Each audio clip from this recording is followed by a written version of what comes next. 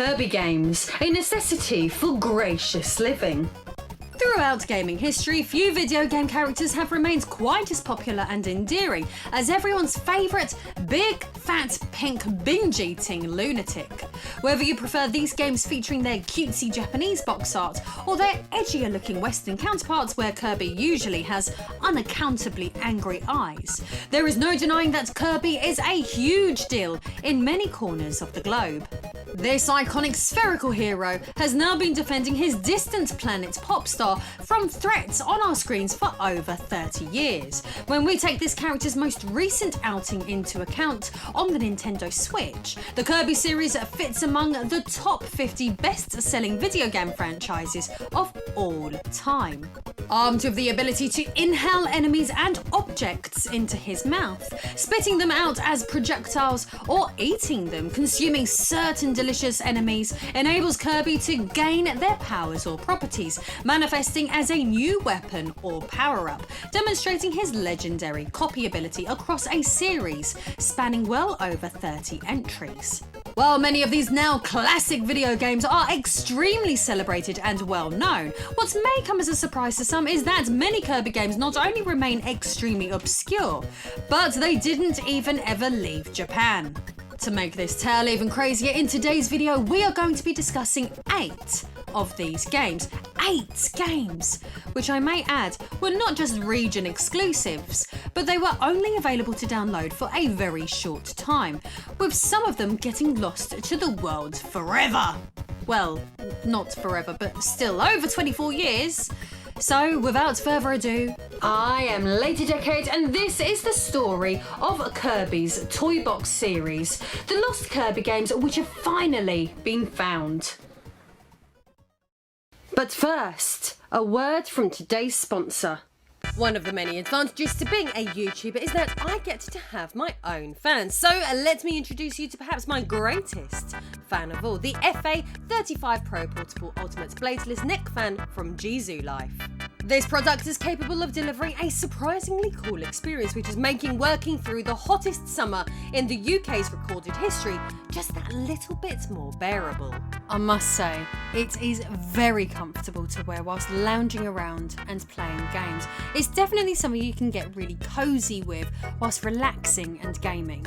Driven by 3 turbines to create ultra-powerful airflow around you, making you the coolest person on your block, with the fan's 360-degree air supply delivering coolness around your neck.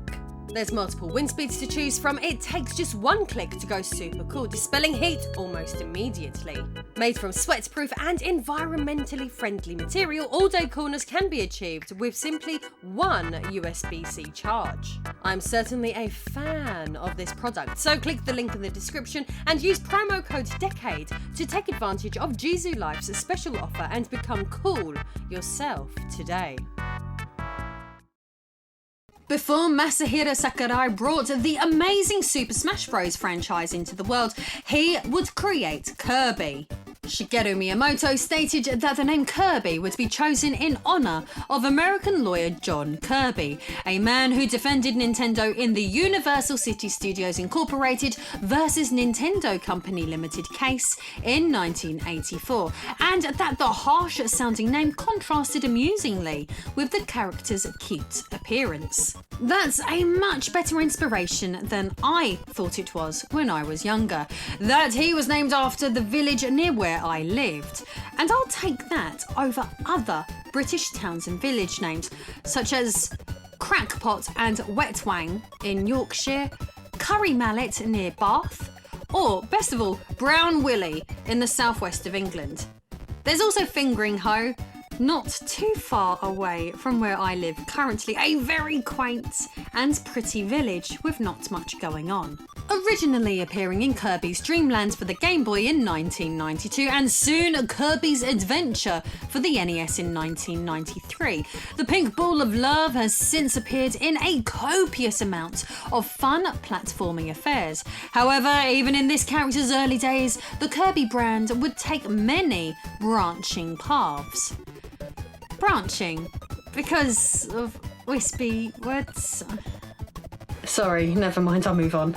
As early as 1993, we already had Kirby's Pinball Land for the Game Boy, which would quickly take advantage of Kirby being spherical like a ball. There were more layers to this plan though than merely Kirby being ball-shaped though, as HAL Laboratory already had experience creating pinball games such as Rollerball for the NES and MSX, and later Revenge of the Gator on the Game Boy. Kirby's Pinball Land would sell stronger than all of the company's previous pinball games, instantly showing off the Kirby character's versatility and the potential power of the Kirby brand beyond the realm of just platformers. This would lead to mini-golf like Kirby's Dream Course in 1994 and multiple other spin-offs of the following year. These would include Kirby's Avalanche/Ghost Trap, which was a reskin of Puyo Puyo to help the puzzle game find a Western audience, and Kirby's Block Ball, a breakout clone for the Game Boy whereby the player controls paddles along the edge of the screen to knock a bouncy Kirby into destructible bricks. In addition to Kirby platformers, we would be getting spin-offs thick and fast.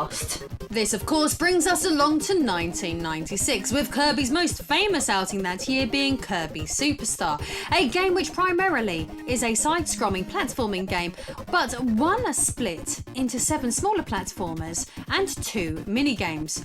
While this is the Kirby game that most people remember from this time, amusingly, there were another 8 Kirby games released within this calendar year that the majority of people don't even know exist. As spotlighted at the beginning of this upload, this was because these 8 games were only ever available for a very short time exclusively in Japan, and were only obtainable via digital distribution. So bearing this in mind, it's no wonder that these games were lost to time for so long. If you've been following my content for over the last few months, you probably have an inkling of where the rest of this story is going, as Nintendo and Japanese digital distribution in 1996 can only really mean one thing: Satellaview Games. Now, I have no idea how many of you are repeat viewers or whether this is the first time that you are watching me today, and a massive shout out to every single one of you lovelies and how you doing.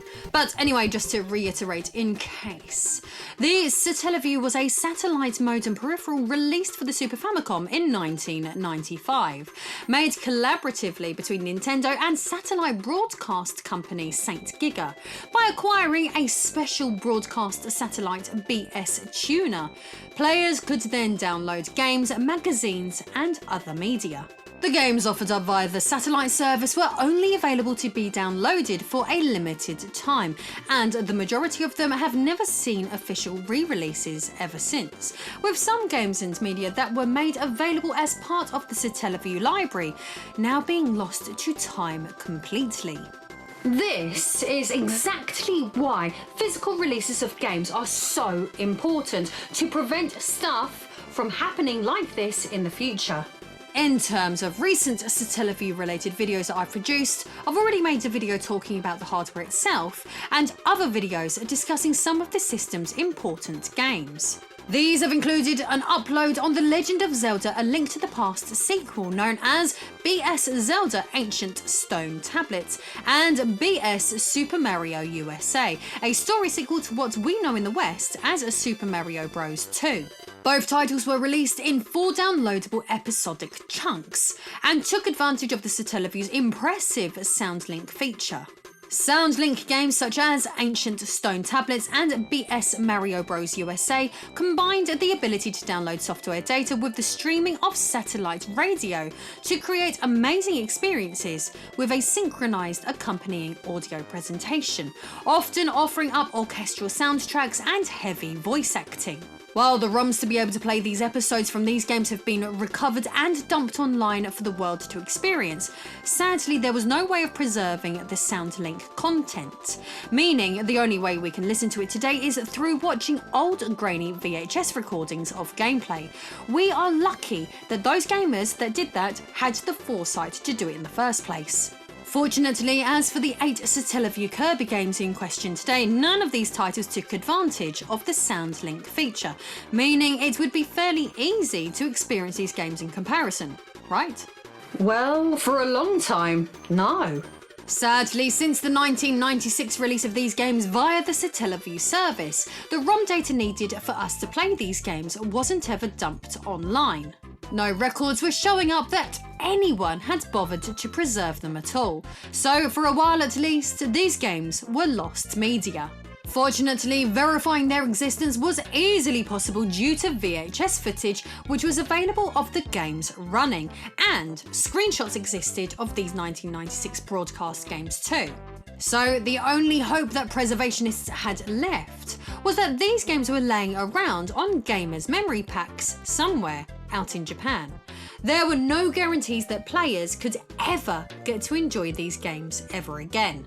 Thankfully though, there would be a huge breakthrough for the community in 2016, 20 years after the game's original one-time broadcast. The Video Game History Foundation purchased ROM cartridges containing 4 of these missing games in a Japanese auction, which would preserve the games and dump them online.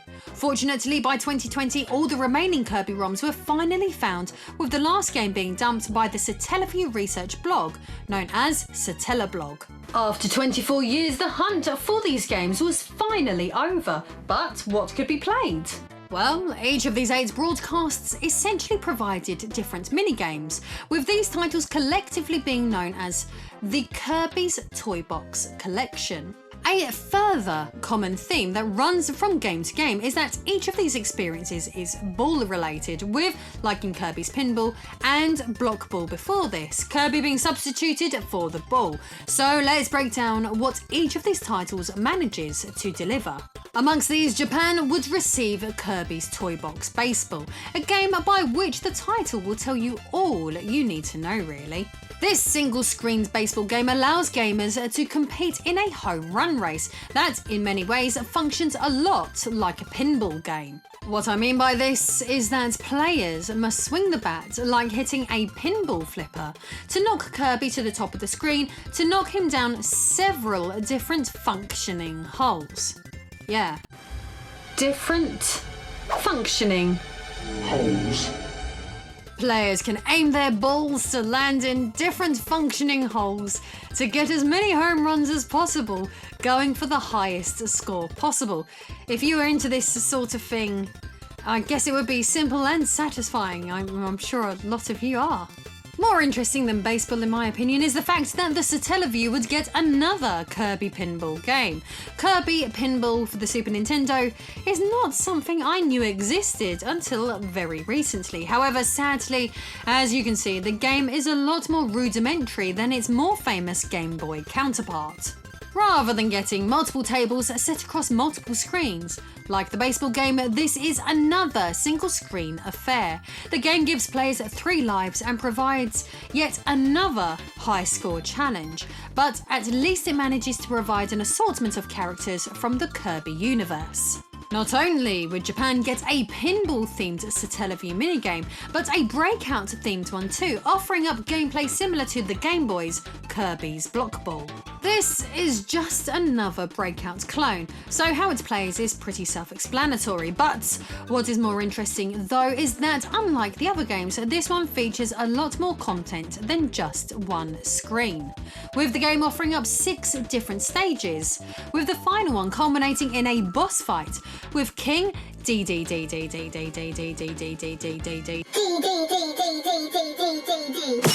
One of the stranger games in this selection is Round and Round Ball, a title that involves shooting Kirby through a spiral tube to try and land him in the most desirable hole possible.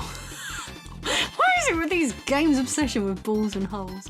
Landing Kirby in different holes results in different scores, with there being nothing more to this one than simply that. So let's move swiftly on. Cannonball is a bit of a bizarre one too, involving players controlling robotic versions of the hamster from Kirby's Dreamland 2 named Rick. 2 players face each other head to head in a battle to shoot Kirby-like cannonballs against each other, hence the name Cannonball, and I'm sure we can find something dirty in that too. Maybe call it sword fighting instead of cannonball. Who knows? This minigame has similarities with Worms, as the terrain that divides the screen is destructible. There are different stages with different terrain, but that just about rounds up what this one has to offer. Next up, we have Arrange Ball, another simple minigame that involves launching a sphere-shaped Kirby into holes, occupied by Mr. Frosty's. Mr. Frosty, he's so fun. He makes treats for everyone. Delicious lollies aside, the goal of this one is to put the correct amount of power into shots to line 3 Kirbys in a row. As usual, this is a simple high score challenge with not much to comment on. Japan would also get a Kirby Pachinko game. The less said about Pachinko, the better. Remember, for example, when Konami used to develop engaging new games rather than this sort of bollocks. Pepperidge Farm remembers. Anyway, this is what it is. Pachinko. Gameplay-wise, the title functions pretty similarly to the Arrange Ball minigame. Pointless stuff. Ball Rally was the game which wasn't dumped until 2020. But the question is, was the 24-year wait to finally play this once lost piece of media worth it? Well, not really in my opinion, but to give it credit, it is certainly a lot more engaging than some of the other games that can be found in this odd collection. Players must guide Kirby and King through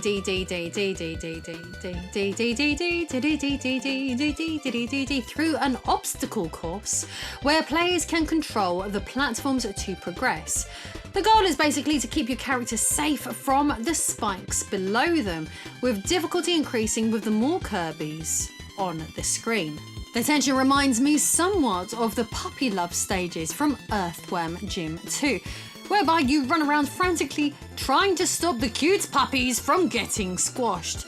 Trying to save Kirby from being spiked is a similar experience. So that about rounds up the collection of these 8 fabled games. Would the world have missed out on much if these 8 minigames had forever remained unplayable? Well, probably not, but for video gaming history and preservationists' sake, I am more than happy that these are all now playable.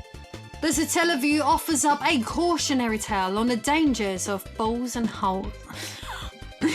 On the dangers of digital media preservation. There's an ongoing concerted effort underway to make as many of these games as playable as possible.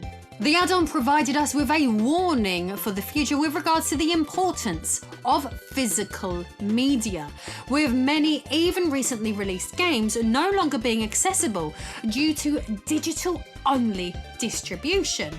Hopefully, with the ongoing efforts of video game preservationists, these once lost gems will continue to be found and preserved for the masses. Thanks to their dedication to the cause, we can now all try out these Kirby oddities.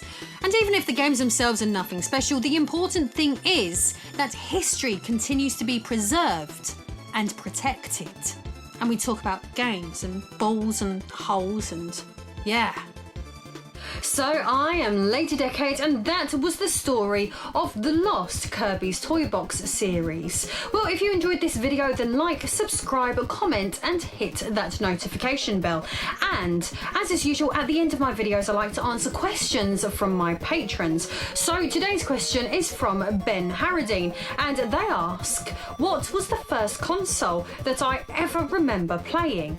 And for me, my earliest memory of actually getting to have a go on a console takes me back to when my mum and dad had first split up, and I'd moved with my mum out of our house that we all lived in together into a new house, and my dad had hired from Blockbuster Video a Mega Drive, and not specifically this one, but this was the first game I ever remember actually ever playing.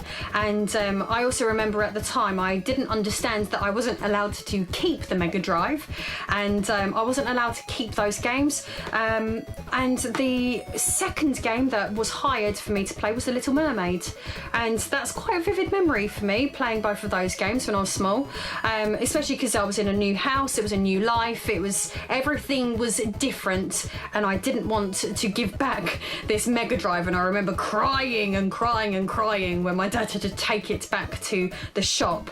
And then not too long after that, PlayStation came out, Nan sorted me out, it was all good. So, if you would like to have your questions answered at the end of my videos, then please consider backing me over on Patreon. And if you're still here at this point in the video, thank you very much for sticking around, and see you in the next one.